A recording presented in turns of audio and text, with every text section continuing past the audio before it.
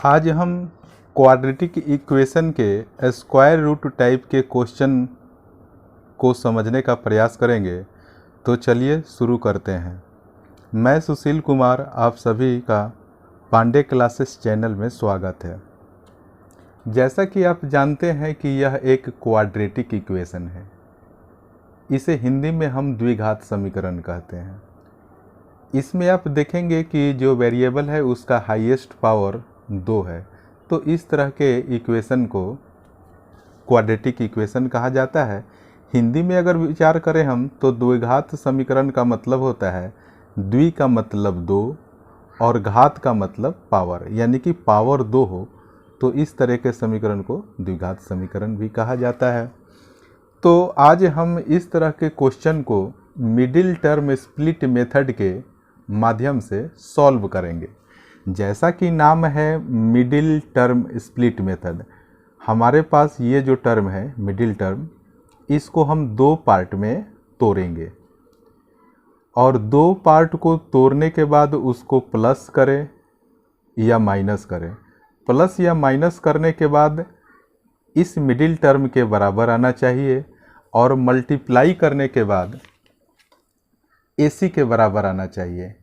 तो यहाँ पहले हम देख लेते हैं कि A, B और C क्या है। एक्स स्क्वायर का कोफिशिएंट A कहलाता है, तो यहाँ A इक्वल टू हो गया 3। जो x का कोफिशिएंट है उसे हम B कहते हैं, यहाँ 4√2 है। और जो कांस्टेंट टर्म होता है यानी कि बिना वेरिएबल के, उसे हम C कहते हैं, तो यहाँ C का वैल्यू है 2। तो मैंने ये कहा कि AC, हम यहाँ AC का वैल्यू फाइंड करते हैं। AC equal to A equal to है 3 और C का वैल्यू है 2। इसको जब हम मल्टीप्लाई करेंगे तो 6 आएगा। इस मिडिल टर्म को हम दो पार्ट में हम ब्रेक करेंगे। दोनों को प्लस माइनस करने के बाद 4√2 आना चाहिए और दोनों को आपस में मल्टीप्लाई करने के बाद 6 आना चाहिए। तो हम देखेंगे, सारा फोकस हम यहाँ करेंगे कि इसे दो पार्ट में हम कैसे बांटेंगे। जब इसका हम दो पार्ट करेंगे, मान लीजिए कि दो पार्ट हम करेंगे तो दोनों में √2 और √2 आएगा।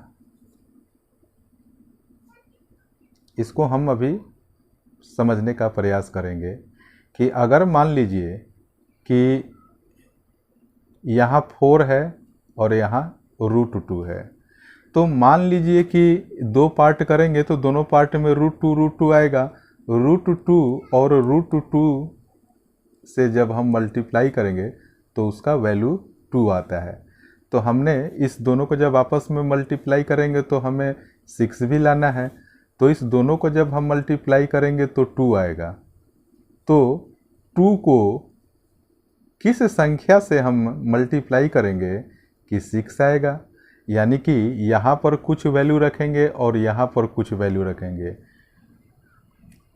और इस दोनों टर्म को मल्टीप्लाई करेंगे तो हमारा 6 भी आना चाहिए। तो इस दोनों को जब हम मल्टीप्लाई करेंगे तो 2 आएगा। तो यहाँ पर कोई भी संख्या रखेंगे तो वो 3 के इक्वल होना चाहिए, यानी कि इस संख्या, यहाँ की भी संख्या और यहाँ की भी संख्या, दोनों को आपस में मल्टीप्लाई करेंगे तो 3 आना चाहिए। इसको मल्टीप्लाई करेंगे तो 2 आएगा, यानी कि वैल्यू 3 2 6 हो जाएगी। तो अब हम एक बार देखते हैं कि यहाँ पर क्या रख सकते हैं। अगर मैं यहाँ पर 3 रखूँ और यहाँ पर 1 रखूँ तो देखिए ये दो पार्ट बन गया। इस 3 को 1 से मल्टीप्लाई करेंगे तो 3 हो जाएगा, √2 को √2 से मल्टीप्लाई करेंगे तो 2 बन जाएगा, यानी कि इस दोनों को जब मल्टीप्लाई करेंगे तो 6 आएगा। यानी कि इस वैल्यू और इस वैल्यू को जब हम आपस में मल्टीप्लाई करेंगे तो वो 6 आ जाएगा। और इस दोनों को अगर हम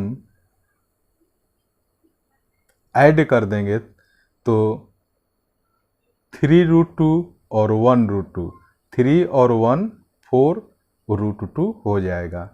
यानी कि इस दोनों को जोड़ने पर ये मिडिल टर्म हमारा 4√2 आ गया और इस दोनों को मल्टीप्लाई करने पर AC यानी कि AC का वैल्यू क्या है 6 है, वो 6 भी आ गया। तो अब ये हमारे कंडीशन को सेटिस्फाई कर रहा है। अब आगे हम इसे सॉल्व कर सकते हैं। ये इस 4√2x इस मिडिल टर्म में x है, तो आप यहाँ भी x और यहाँ भी x लिख लीजिए। बाकी को आप ज्यों का त्यों उतार दीजिए। 3x² और यहाँ पर है +2। अब हम यहाँ क्या करेंगे, यहाँ पर हम कॉमन लेंगे। तो आप देखिए इस टर्म में 3 है और यहाँ भी 3 है, इसके पास x है और यहाँ भी x है। तो हम क्या करेंगे, 3 और x को कॉमन ले लेंगे। तो यहाँ पर एक x बचा और यहाँ पर 3 है जो यहाँ आ चुका है। तो यहाँ पर √2 और x यहाँ आ चुका, तो यहाँ पर केवल √2 बचा। यहाँ पर हम प्लस है तो हम प्लस लिख देंगे। अब इसमें आप देखिए इस 1 का कोई वैल्यू नहीं है, क्योंकि 1 में √2 से मल्टीप्लाई करेंगे तो √2 ही होगा। तो यहाँ √2x है और यहाँ पर 2 है।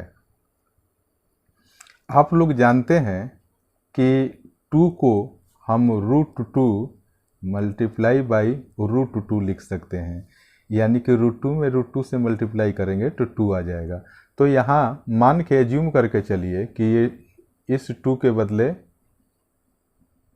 इस 2 के बदले हम √2 मल्टीप्लाई बाई √2 लिख सकते हैं। तो आप आखिर हमने यहाँ ऐसा क्यों किया, क्योंकि इधर √2 है तो हम √2 अब दोनों जगहों पर आ गया। तो हम यहाँ से √2 कॉमन ले लेंगे। तो यहाँ पर बचा x और यहाँ 2√2 है तो 1√2 तो हमने कॉमन ले लिया, तो बचा यहाँ पर क्या, 1√2 बचा = 0।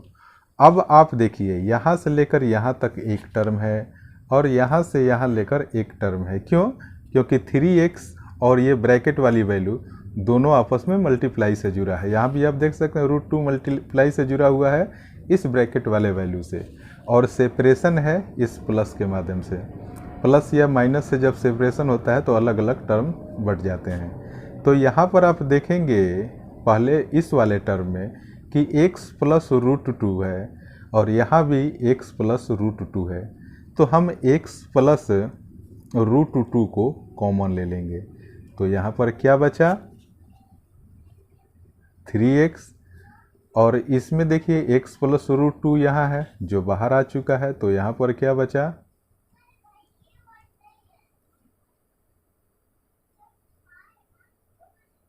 यहाँ से बच गया 3x और यहाँ से बच गया √2 = 0। अब हम क्या करेंगे, इसे लेकर पहले सॉल्व करेंगे। x + √2 = 0। अब इस √2 को इक्वल टू के राइट के तरफ भेजेंगे तो ये प्लस में है, तो ये राइट के इक्वल टू के जब दूसरी तरफ जाएगा तो ये -√2 हो गया। फिर हम इस 3x + √2 को लेकर चलेंगे। 3x + √2 = 0। अब हम इस √2 को इक्वल के राइट तरफ भेजेंगे तो यहाँ 3x = -√2। So the value of x, यहाँ 3 और x आपस में मल्टीप्लाई के साथ जुड़े हुए हैं। तो ये 3 जब इक्वल टू के राइट के तरफ जाएगा तो ये मल्टीप्लाई डिवाइड में चला जाएगा, यानी कि -√2 / 3। तो हमारा x का 2 वैल्यू आ गया, एक -2 और दूसरा -√2 / 3। इस क्वेश्चन को आप बार बार इस वीडियो को देखिए और समझने का प्रयास कीजिए। फिर भी अगर आपको दिक्कत हो तो हमें कमेंट करके बताइए। इस क्वेश्चन को समझने के बाद मैं आप लोगों को लगभग 42 क्वेश्चंस का सेट दे रहा हूं, जिसे आप लोग बताएंगे और सॉल्व करेंगे और कमेंट बॉक्स में मुझे बताएंगे। अगर किसी प्रॉब्लम में दिक्कत होगी तो भी बताएंगे, मैं उसका सॉल्यूशन आप लोगों को देने की कोशिश करूँगा। आप लोगों को बहुत बहुत धन्यवाद।